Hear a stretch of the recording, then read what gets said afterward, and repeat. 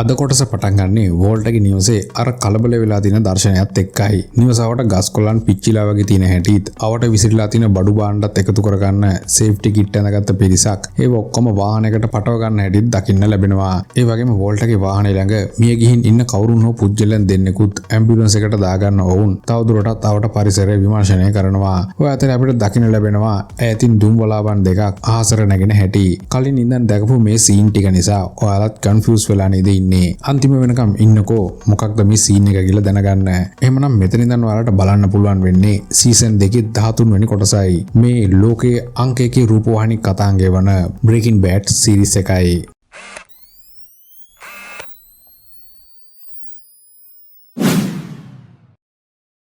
දවල් වෙද්දී PVCෙන් අවදි වන ජෙසි මිය ගිහින් ඉන්න ජේන්ට පණ දෙන්න උත්සාහ කරන හැටි දැන් අපිට දකින්න ලැබෙනවා. ඇයි මිය ගිහින් කියලා හරියටම නොදන්න ඔහු කොහොම හරි ජේන්ව අවදි කරගන්නයි හදන්නේ. නමුත් ටික වෙලාවකින් ජෙසි තේරුම් ගන්නවා ඇයි මිය ගිහින් ඉන්නේ කියලා. සිද්ධුනේ මොකක්ද කියලා හරියට නොදන්න ජෙසි සෑහෙන්න බය වෙනවා මේ හේතුව නිසා. අනිත් පැත්තෙන් නිවසේ ඉන්න වෝල්ට කුඩා දියණියව නලවමින් ඉන්න හැටිත් අපිට දකින්න පුළුවන්. ඔය වෙලාවේ තමයි ජෙසිගේ කෝල් එකක් එන්නේ වෝල්ටට. ජෙසිට මොනවා වුණත් කියන්නේ ඉන්නේ වෝල්ට විතරයි.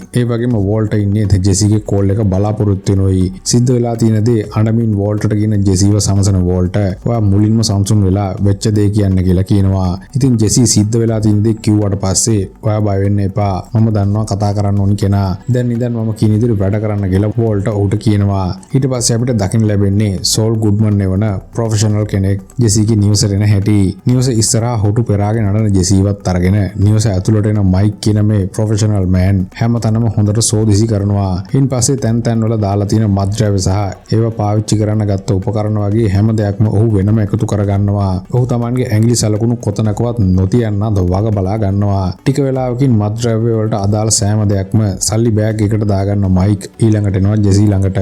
තව තුවක්කු මත්ද්‍රව්‍ය තියෙනවා නම් ඒවත් මට දීපන් කොල්ලෝ. මොකද උඹේ නිදහස තීරණය වෙන්නේ ඒ වයින් කියලා මයික් ජෙසිට කියද්දි ජෙසි කියන්නේ තාම ඒව මන් ළඟ නෑ කියලායි. ඉතින් නිවසේ සම්පූර්ණයෙන් ක්ලීන් කළා කියලා හිතන මයික් ඊළඟට පොලිස් නිලධාරීන්ට කියන්න ඕනි කතාවක් ජෙසිට පුරුදු කරන්න හදනවා. මම උදේ නැගිට්ටා. නැගිටිනකොට ජේන් මේ විදිහට ඉන්නවා දැක්කා. එච්චරයි මම දන්නේ කියලායි උඹ හැමෝටම කියන්න ඕනි. දැන් මම කියපු දේ ආයෙත් කියපන් කියලා ඔහු ජෙසිට කියනවා. නමුත් ජෙසි ෂොක් එකේ ඉන්න නිසා ඔහුට ඒ කතාව කියා ගන්න බැරි වෙනවා. ඔය හේතුව නිසා මයික් ඔහුට පහර කීපයක් ගහලා ජෙසිව යථා තත්ත්වයට ගන්නවා. ටික වෙලාවකින් ජෙසි Taman කියපු දේ මතක තියාගන්න නිසා මයික් ඊළඟට කියනවා ඩ්‍රග්ස් අධික විදිහට පාවිච්චි කරලා මැරුණ අය ගැන පොලිසිය තරම් හොයන්නේ නැහැ. ඒ හින්දා උඹව ඇරෙස්ට් කරන එකකුත් නැහැ. සමහර විට ඇරෙස්ට් කළොත් උඹ කියපන් ලෝයර්ස් වලට කතා කරන්න ඕනි කියලා. ඒ වගේම උඹ මතක තියාගනි මම කියලා කෙනෙක් මෙතන හිටියේ නැහැ කියලා. මම ගැන උඹ කාටවත් කියන්නත් එපා. දැන් උඹ ඔය අත්වල පැල්ලම් වැහෙන්න ෂර්ට් එකක් දාගෙන මේ ෆෝන් එකෙන් පොලිසියට කෝල් කරලා සීන් එක කියපන් කියලා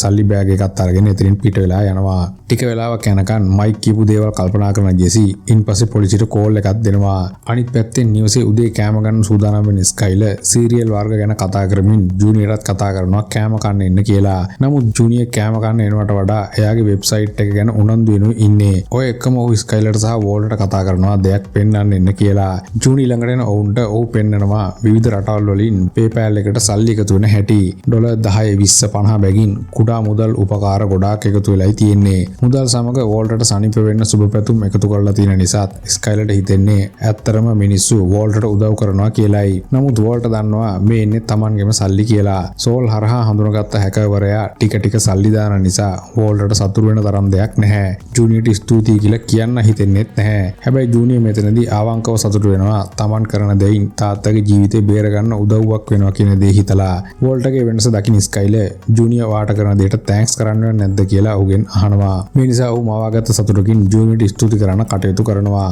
වෝල්ටගේ නිවසේ සිදුවී මේ ආකාරයෙන් වෙද්දී ජේන්ව අරගෙන යන්න එන ඩොනල්ඩ්වත් අපිට දකින්න ලැබෙනවා. ජේන්ගේ නිවස ළඟට එන ඩොනල්ඩ් ගල් ගහිලා වගේ වාහනේ නවත්තන්නේ ඇම්බියුලන්ස් එකක් ඇවිත් ඒකෙන් ගන්න ට්‍රොලියක් නිවස ඇතුළට අරගෙන යන හැටි දැක්කමයි. ඉතින් Taman දැකපු දෙයින් ගල් ගහන ඩොනල්ඩ් හෙමින් සැරෙනවා ජේන්ගේ නිවසට. නිවස ඇතුළේදී ඔහුට දකින්න ලැබෙන්නේ තාත්තා කෙනෙකුට දකින්න ලැබෙන්න හොඳ නැති දර්ශනයකුයි. Taman පණ වගේ ආරක්ෂා කරපු හදපු ජේන් මියගින් ඉන්න හැටි සහ රෝහල් සේවකයන් දෙන්න කුණු මාළු කෑල්ලක් වගේ ඇව ට්‍රොලියට දාගන්න හැටි තමයි ඔහුට දැක ගන්න ලැබෙන්නේ. Taman බලාපොරොත්තු වුණු සීළු දේම ඔලුවට කඩා වැටුණා වගේ ඩොනල්ඩ් ඩොනල්ඩ්ට දැන් තේරෙන්නේ. ඔය අතර මයික් කියපු විදිහටම ජෙසියාගේ කට උත්තරේ පොලිස් නිලධාරීන්ට ලබා දෙනවා. මෙතනදී ජේන්ගේ උපන්දිනය ගැන පොලිස් නිලධාරණිය ජෙසිගෙන් ඇහුවම ඔහුට ඒකවත් හරියට කියා ගන්න බැරි වෙනවා. ඔය හේතුව නිසා ජේන් ගැන ඉතුරු විස්තර දෙන්න වෙන්නේ ඩොනල්ඩ්ටයි. ඉතින් ඩොනල්ඩ් විස්තර ලබා දෙන වෙලාවේ ජේන්ගේ බොඩි එක රෝහල් සේවකයන් දෙන්න එළියට ගෙනියනවා. අන්තාසරණ වෙලා ඉන්න ඩොනල්ඩ් ඔවුන් පස්සෙන් දුවගේ බොඩි එක දිහා බලාගෙන එතනින් එළියට එනවා. ඒ වගේම ජෙසිට ඇති වෙලා තියෙන ෂොක් එක නිසා ඔහු ජේන්ගේ අවසන් කටයුතු වලට සහභාගී වෙන්න යන එකත් ප්‍රතික්ෂේප කරනවා. අනිත් පැත්තෙන් ජූනියර්ගේ PayPal එකට ලැබෙන ආධාර මුදල් එක දිගට ලැබෙමින් පවතිනවා. ස්කයිලර් සහ ජූනියර් දෙන්න කටත් අරගෙන ලොකු සතුටකින් මේ දිහා බලාගෙන ඉන්නේ. ස්කයිලර්ගේ අවධානය වෙන පැත්තක තියෙන නිසා වෝල්ට බාත්රූම් එකේ හංගලා තියෙන අනිත් ෆෝන් එකෙන් කෝල් එකක් ගන්නවා ජෙසිට. ජෙසිගේ පැත්ත අවුලක් නැතුව තියෙනවා කියලා සාතික කරගන්න ඔහු ඉන්පස්සේ ආයිත් ෆෝන් එක හංගලා ස්කයිලර් එක්ක එකතු වෙන්න එනවා. ඔය අතර හැන්ක් එයාගේ දෙපාර්තමේන්තුවේ අනිත් නිලධාරීන්ට කියනවා මගේ මස්සිනා වෝල්ට ගොඩාක් හොඳ මිනිස්සෙක්. එයාගේ කැන්සර් එකට කරන්න තියෙන සර්ජරි එකට ලොකු මුදලක් යනවා. මිනිහට ඒක හිතා ගන්න බැරි ගාණක්. ඒ හින්දා මම එයා වෙනුවෙන් ආධාර මුදලක් එකතු කරන්න හිතුවා. කැමති අය මේ බෝතලෙට ආධාර දාන්න කියලා. යාළුවන්ගේ ආධාර වැඩියෙන් ගන්න බලාපොරොත්තුෙන් ඔහු නිවසේ හදපු බියර් බෝතල් දෙන්නත් ඔවුන්ට පොරොන්දු වෙනවා. ඉන්පස්සේ රාජකාරී කරන්න එන හැන්ක් අලුත් බඩු විකුණපු කාඩ කෙනෙක් වන කොම්බෝට වෙඩි තියලා මරලා තිබුණා දවස් කීපයකට කලින්. පුදුමේ කියන්නේ මිනිහා මැරුණු දවසේ ඉඳන් අලුත් බඩු අපේ ටවුන් එකෙන් සම්පූර්ණයෙන් අතුරුදහන් වෙලා තියෙනවා. මේකට හේතුව මොකක් වෙන්නේ නැතිද කියලා ඔහු නිලධාරීන්ගෙන් අහනවා. හැන්ක්ට පිළිතුරු දෙන ගෝමස් සමහර විට උන්ගේ ලොක්කා හයිසන්බර්ග් හිරේ හින්දා බඩු විකුණන්නේ නැතුව ඇති කියලා පිළිතුරු දෙනවා. නමුත් දක්ෂ නිලධාරියෙක් වන හැන්ක් ඇරස් කරපු මිනිහා කීරවත් හයිසන්බර්ග් නෙවෙයි. එයා කා සිගරට් පැකට් එකකට උනත් ඕනිම වරදක් බාර ගන්න જાතිය මිනිහෙක්. අපි හොයන මිනිහා තාමත් ඉන්නේ එළියේ. ඒකට හේතුව මෙන්න මේකයි කියලා ඔහු අවට නගරගෙන තියෙන සිතීමක් හැමෝටම පෙන්නනවා. මේ වෙද්දි අලුත් බඩු ටෙක්සාස්, ඇරිසෝනා, කොලරාඩෝ සහ නෙවාඩා වල හොඳට විකිනෙනවා. හැබැයි අපේ නගරේ විතරයි බඩු විකිනෙන්නේ නැත්තේ. මිනිහා බලන්නේ මෑන් ඉන්න තැන විනාශ කරගන්නේ නැතුව ඉන්නයි. මිනිහා අපිත් එක්ක කරන්නේ අමුතුම සෙල්ලමක් කියලා ඔහු හැමෝටම මැප් එක පෙන්නමින් තත්ත්වය පැහැදිලි කරලා දෙනවා. ඇත්තටම හැන්ක් දැන් තේරුම් අරන් ඉන්නේ හයිසන්බර්ග් තවමත් නිදැල්ලේ ඉන්නවා වගේම ඔහු ප්‍රාන්ත කිහිපයක් පුරාවට තමන්ගේ නෙට්වර්ක් එක හදාගෙන ඉන්නේ කියලා. ඔය අතරේ වෝල්ටට කතා කළාට පස්සේ ජෙසි අතුරුදහන් වෙනවා. මේ නිසා වෝල්ට ආයිත් සෝල්ගේ උදව් ගන්නවා ජෙසි ඉන්න තැනක් දැනගන්න. ඒ අනුව නැවත වරක් මයික්ගේ උදව්වෙන් ජෙසි ඉන්න තැනක් හොයාගන්න වෝල්ට ඊළඟට එනවා මුඩුක්කු ප්‍රදේශයකට. වෝල්ටට කතා කරන මයික් මේ තැන ගොඩාක් ඩේන්ජර් තැනක් වෝල්ට. පොලිසිය හැම වෙලේම මෙතන ගැන හොඳ සෙවිල්ලෙන් ඉන්නේ. ඕක ඇතුළට ගියොත් ඔයාලට වෙඩි වදින්නත් පුළුවන්. ඒ හින්දා ඔයා ජෙසිව හොයන වැඩේ මට බාර දීලා මෙතනින් යන්න කියලා ඌට ඇඩ්වයිස් එකක් දෙනවා. නමුත් මයික්ගේ ඇඩ්වයිස් එක ගණන් නොගන්න වෝල්ට තනිවම මුඩුක්කු ඇතුළට එනවා. ඔහු ඇතුළට එද්දි දකින්නේ මත්ද්‍රව්‍ය පාවිච්චි කරලා සිහිමද ගතියින් ඉන්න සොම්බි වගේ මිනිස්සු සහ ගැහැණු ටිකකුයි. සොම්බි මිනිස්සු අතරින් ඉස්සරහට එන වෝල්ටට බිම වැටිලා 100ක් පතක් නැතුව ඉන්න ජෙසිව දකින්න ලැබෙනවා. ඉක්මනින් ඔහු ළඟට එන වෝල්ට ජෙසි මම දිහා බලපන් කොල්ලෝ මාත් එක්ක ඉක්මනට නැගිටලා ගෙදර යන් කියලා ජෙසිට කියනවා. නමුත් ජෙසි ඉන්නේ සිහිමද ගතිය නිසා ඔහු ඉන්න තැනක් ගැනවත් ඇවිත් ඉන්නේ කවුද කියලාවත් මතකයක් නැහැ. හැබැයි යන්තම් කතා කරන ඔහු මම හොඳින් ඉන්නවා මචන් කියලා වෝල්ටට කිව්වත් ඔහු දන්නවා ජෙසි ඉන්නේ මොන වගේ තත්වයකද කියලා. මේ නිසා ඔහු ජෙසිව වත්තම් කරගෙන එතනින් පිට වෙන්න සූදානම් වෙනවා. ඔය වෙලාවේ වෝල්ටව වැළඳ ගන්න ජෙසි පොඩි ළමයෙක් වගේ අඬන්න පටන් ගන්නවා. මම එයාව මැරුවා. ජේන්ගේ මරණයට මම වග කියන්න ඕනි. හැම දෙයකටම වඩා මම එයාට ආදරය කළා. ඒත් මම එයාව මරාගත්තා කියලා. ජෙසි ඉන්නේ වැරදි මතයක කියලා උට ඒත්තු ගන්නවන්න කතා කරන වෝල්ට ඔයා කවුරුත් මැරුවේ නැහැ ජෙසි. දැන් මේක ඔයා අමතක කරන්න කියලා ජෙසිව වැළඳගෙන සනසන්න පටන් ගන්නවා. ඇත්තටම ජේන් මැරෙන වෙලාවේ වෝල්ට හිටියත් ඇයව බේර ගන්න ඔහු කටයුතු කළේ නැහැ කියලා ජෙසි දන්නේ නැහනේ. මේ හේතුව නිසා වෝල්ටගේ රහස රැක ගන්න ඔහුට පුළුවන් වෙනවා. අනිත් පැත්තෙන් ජේන්ගේ නියුතරන ඩොනල්ඩ් ඇයගේ අවසන් කටයුතු වලට අන්දන්න සුදුසු ඇඳුමක් හොයන්න පටන් ගන්නවා. ජේන් ඇඳපු සිතුවම් සහ ටැටු චිත්‍ර ඇයගේ කාමරේ තියෙන හැටිත් ඒව දිහා ලොකු දුකකින් බලමින් යන ඩොනල්ඩ් ජේන්ගේ අල්මාරිය ඇරලා කහ පාට ඇඳුමක් හොයන හැටිත් අපිට දකින්න ලැබෙනවා. නමුත් ජේන් ඇඳලා තින්නේ කළු අලු සහ නිල් ඇඳුම් පමණක් නිසා ඩොනල්ඩ් මේ අතරින් තද නිල් පාට අද්දික ගවුමක් තෝරගන්නවා. ඉතින් ඩොනල්ඩ් තමන්ගේ දුවට අවසන් ගමන් යන්න ඇඳුම් තෝරද්දී අනිත් පැත්තෙන් වෝල්ට ජීවිතය ආරම්භ කළ එයාගේ දුවට ලස්සන ඇඳුමක් අඳවන හැටිත් දකින්න ලැබෙනවා. මේ වෙලාවේ ඌට අහන්න ලැබෙනවා ජූනියර්ගේ වෙබ්සයිට් එකට මුදල් වැටෙන සද්දය. ටිකක් සද්දෙන් මේ හඬ ඇහෙන එකට ඌට මානසික වදයක් නිසා හෝලි පිටින් තමන්ගේ ප්‍රශ්නේ තියෙන ඔහු ජූනි ළඟට එවිත් කියනවා ඔහුගේ සද්ද අඩු කරලා කරන වැඩේ කරන්න කියලා. වෝල්ට කියන දේ නිසා ජූනියර් ටිකක් අවුල් වුණත් ඔහු පරිගණකයේ සද්ද අඩු කරනවා. මේ වෙලාවේ ස්කයිලි ඉන්නේ මේරි එක්ක කතා කරන ගමනෝයි. ඉතින් මේරි එක්ක කරපු කතාව ඉවර කරපු ගමන් සතුටින් ජූනි ළඟට එන ඇය ඔයා ප්‍රසිද්ධ වෙන්නයි යන්නේ පුතේ. ඔයාගේ වෙබ්සයිට් එක ගැන මීඩියා වලින් දැනගෙන හෙට හවස එයාලා මෙහෙට එවි. ඔයාව ඉන්ටර්විව් එකකට ගන්න කියලා ජූනියර්ට කියනවා. නමුත් වෝල්ට ඉන්නේ නම් ලොකු බයකින්. මොකද මීඩියා වලට ඔහුගේ විස්තර යනවා කියන්නේ Tamanගේ රහස් එළිවෙන්න තියෙන අවස්ථාව වැඩි කියලා ඔහු දන්නවා. ඔය අතරේ DEA එකේ ඉන්න හැන්ක් දුරකථන ඇමතුමක ඉන්න අතරේ ඔහුගේ ප්‍රධානියා හැන්ක්ට කතා කරනවා එළියට එන්න කියලා. ඒ DEA ආයතනයට ආධාර කරන ඉහළ පෙළේ ව්‍යාපාරිකයන් කීප දෙනෙකුට කාර්යාලයේ කටයුතු වෙන හැටි පෙන්වලා දෙන්න කියන්නයි. මෙතනදී හැන්ක්ට අඳුනගන්න ලැබෙනවා ඇන්ඩ්‍රු කොෆ්මන්, පෝල් කැන්ටෙරා සහ අවසානයේට ලොස් පොලොස් ව්‍යාපාරික ජාලයේ අයිතිකාරයා වන ගුස්තාවෝ ෆ්‍රින්. එහෙම නැත්නම් ගුස් ෆ්‍රින්ව DEA එක ඇතුලේ ගුස් ඉන්නේ සුපිරිම ව්‍යාපාරිකයෙක් වගේ. ඔහු කනට ඇහෙන කතා කරන්න නැති තරම්. ඉතින් ඔවුන් ආව කාරණාව ගැන කතා කරන ප්‍රධානියා මේ සැරේ ෆන් රන් වැඩසටහනට ආධාර කරන්නේ මේ මහත්වරු තුන්දෙනයි හැන්ක්. ඒ හින්දා එයාලට අපි කරන වැඩ ගැන කිව්වනම් හොඳයි කියලා මට හිතුණා. ඉතින් ඔයා අපේ වැඩ ගැන මෙයාලට ටිකක් කියන්න කියලා හැන්ක්ට කියනවා. Taman ඉස්සරහා ඉන්නේ නගරයේ මත්ද්‍රව්‍ය වෙළඳපොලේ ප්‍රධාන ජාවාරම්කාරයා කියලා කීයටවත් නොහිතන හැන්ක් අපි මේ දවස්වල උපරිම උත්සාහ කරන්නේ නිල් පෙති කරන මහමොලකාරයෝ ටික අල්ලගන්නයි. දැන් මේ අලුත් බඩු වටේම ප්‍රාන්තවලටත් පැතිරිලා ඉවරයි. ඒ හින්දා මේ වැඩේට මගේ ටීම් එක උපරිමේ කැප වෙනවා කියලා ඔවුන් මේ දවස්වල කරන මෙහෙයුම් ගැන කෙටියෙන් තුන්දෙනාට කියනවා. හැන්ක් කියන දේ ගුස් ගොඩාක් හොඳින් අහගෙන ඉන්නේ. ඉතින් ඔවුන්ගේ කෙටි සංවාදය අවසන් වුණු ගමන් පොලිස් ලොක්කා ව්‍යාපාරිකයන් එතනින් එළියට ගෙනියන්න හදනවා. මේ වෙලාවේ හැන්ක් හදලා තියෙන වෝල්ටගේ ආධාර පෙට්ටිය ගුස්ට දකින්න ලැබෙනවා. ඉක්මනින් ආධාර පෙට්ටිය ළඟට එන ගුස් මේ ඉන්නේ ඔයාලගේ නියෝජිතයෙක්ද කියලා හැන්ක්ගෙන් අහනවා. ගුස්ට පිළිතුරු දෙන හැන්ක් මේ ඉන්නේ මගේ මස්සිනා. එයාට පෙනහළු පිළිකාවක් තියෙනවා. ඒකට ඕනි කරන සල්ලි හොයාගන්නයි මම මේක මෙතනින් තිබ්බේ කියලා කියනවා. හැන්ක් කියන දේ හොඳින් අහගෙන ඉන්න ගුස් කිසිම පැකිලීමක් නැතුව ආධාරයක් අර පෙට්ටියට දාලා යනවා.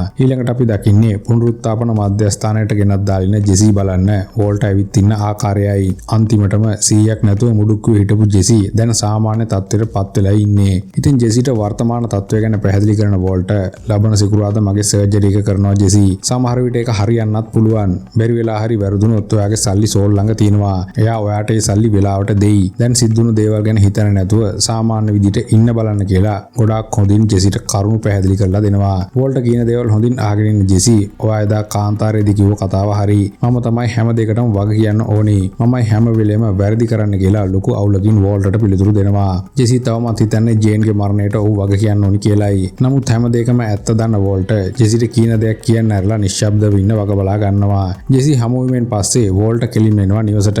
ඔහු නිවසේදී ජූනියර්ව ඉන්ටර්විව් කරන මීඩියා ටීම් එකක් ඇවිත් ඉන්න හැටි වෝල්ටට ඈතදීම දකින්න ලැබෙනවා. වැඩි ප්‍රසිද්ධියට කොහොමත් අකමැති වෝල්ට නිවසට ඇතුල් වෙන්නේ හැමෝම එක්ක දින කේන්තියකින්. ඉතින් අනිත් අයට පේන්නේ නැති වෙන්න මූඩ් එක වෙනස් කරගන්න ඔහු නිවස ඇතුළට ආවම දකින්නේ පත්තරයකින් එනවා කිව්වට ඇවිත් ඉන්නේ ටීවී channel එකකින් කියලා. මේක දැක්ක ගමන් වෝල්ටට තවත් කේන්ති යනවා. නමුත් ඔහු දැක්ක ගමන් වෝල්ට ළඟට දුවලෙන මේරි ඔහුට කාරණාව පැහැදිලි කරලා දෙනවා. ඒ වගේම ස්කයිලර් සහ ජූනියර් සතුටින් වැඩසටහනට එකතු වෙන්න බලාගෙන ඉන්නවා දකින්න වෝල්ට අකමැත්තෙන් උනත් වැඩේට සෙට් වෙන්න බලනවා. ටික වෙලාවකින් නිවේදිකාව ඇවිත් වෝල්ට සහ ස්කයිලර් දෙපැත්තෙන් තියාගෙන ජූනියර්ගෙන් විස්තර අහන්න ගන්නවා. මම පටන් ගත්ත වෙබ්සයිට් එකට දැන් ඩොලර් 6000කට වඩා එකතු වෙලායි තියෙන්නේ. දන්නේ නැති මිනිස්සු මගේ තාත්තා වෙනුවෙන් මේ විදිහට කැප වෙන එක ගැන මට තියෙන ලොකු සතුටක්.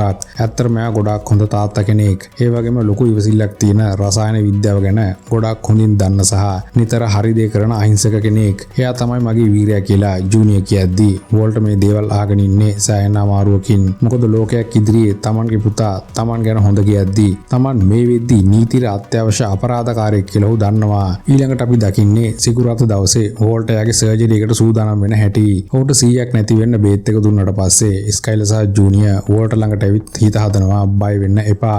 අපි ඔයා ආයෙත් එනකන් මෙතනම ඉන්නවා කියලා. දෙන්න එක කතා කරමින් ඉද්දී වෝල්ට ටිකෙන් ටික 100 නැති වෙන්න ගන්නවා. මේ වෙලාවේ ස්කයිලර් ඔහුගේ කණ්ණාඩිය අරගෙන අහනවා ඔයාගේ ෆෝන් එකක් තියෙනවා නම් දෙන්න කියලා. ඉතින් සීමද ගතියින් ඉන්න වෝල්ට කොයි ෆෝන් එකද කියලා එගෙන් අහනවා. වෝල්ටගේ උත්තරෙන් ශනිකව දෙයක් මතක් වෙන ස්කයිලර් තේරුම් ගන්නවා වෝල්ට ෆෝන් දෙකක් පාවිච්චි කරනවා කියලා. නැත්නම් ඔහු මේ වගේ දෙයක් අහන්නේ නැහැ කියන දේත් ස්කයිලර් දන්නවා. කොහොම හරි මේ සිදුවීමෙන් පස්සේ වෝල්ටව සර්ජරි එකට ගන්නවා. ඊළඟට අපි දකින්නේ සර්ජරි එකෙන් සති කිහිපයකට පස්සේ යථා තත්ත්වයට ඇවිත් ඉන්න වෝල්ට සහ ස්කයිලර් වෛද්‍යවරුන් දෙන්න හමු වෙන්න ඇවිත් ඉන්න හැටි. වෝල්ට එක කරන කතාවෙන් පස්සේ ඔහු දැන් ඉන්න තත්ත්වය අනුව වෝල්ට හොඳ සෞඛ්‍යයකින් ඉන්නවා කියලා වෛද්‍යවරුන් දැනගන්නවා. සර්ජරි එකෙන් පස්සේ හුස්ම ගැනීමේ අපහසුව සහ වේදනාව ගොඩාක්ම අඩු වෙලයි තියෙන්නේ. ඔයා දැන් ඔයාගේ ජීවිත කාලය තව වැඩි කරගත්තා කියලා වෛද්‍යවරුන් වෝල්ටට කියන්නේ ඔහුගේ බලාපොරොත්තු තවත් ඉහළ දාලායි. වෛද්‍යවරුන් කියන දේවල් හොඳින් අහගෙන ඉන්න ස්කයිලර් එයාට දැන් තනියම වැඩ කරගන්න පුළුවන්ද?